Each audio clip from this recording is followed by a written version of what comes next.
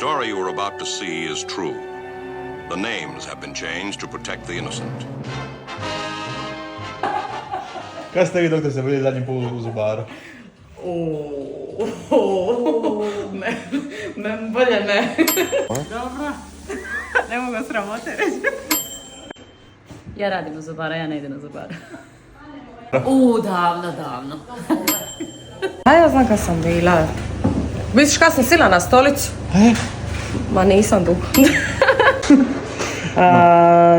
Neugodno mi je, nisam dugo bila u zubaru.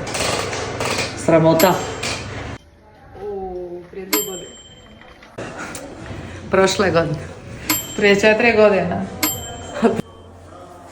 Prije 3 godine. Sad sam na zubaru, Paško. Pa nisam bila, ima 2, 3, 4 mjeseca. To je dobro. Je to okej? Ne znam. A nećeš valjda to ostati, nemam pojma. Pa nisam ja, je nedavno. Ja? Je. I ja sam nedavno. Ne moram. Prije 6 mjeseci. Sumna, kak si god?